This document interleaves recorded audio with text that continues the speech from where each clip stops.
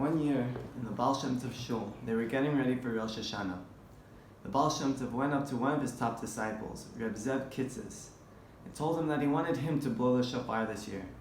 They should study all the mystical intentions and all the different writings to know as much as he can about this very holy day and this very holy mitzvah he's going to do. So, for the time that he had, Reb Zev devoted every minute to studying over the writings of the Arizal, to know every intention and everything written about the shofar, about its shape, about the sounds, about what kind of gates and chambers are being opened up in the soul, and where a person is going when they're blowing each of the different sounds. Reb Zev knew it all, and he wrote it all down on a little slip of paper. Finally, the day came, and Reb Zev found himself standing on a bima, on a platform in the middle of the shul, surrounded by Torah scrolls and bodies draped in talesim. Everything was peaceful, anticipating this moment when he'd finally break the silence with his beautiful shofar blast. And Reb Zev reached into his pocket to find that paper he had written, only to have the fear and shock of realizing that it wasn't there. He started rattling his mind, trying to understand, trying to remember everything he had learned, but nothing came to mind.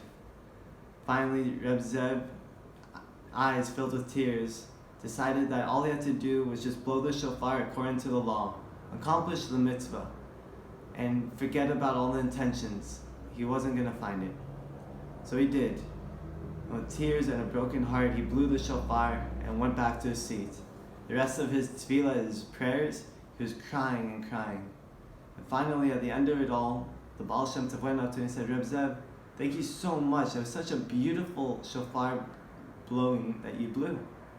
He says, "But Rebbe, I didn't even," and before he could finish, the Baal Shem Tov says, the king's palace is filled with many doors and rooms, many different chambers. And the palace keepers walk around with great rings with very many keys to open up all these different doors and chambers. And the kavanas that you studied are each a key, each one opening up a different chamber in the king's palace. But there's one key, one master key that opens them all up. And that's the key of a broken heart." So well done, Reb Zev.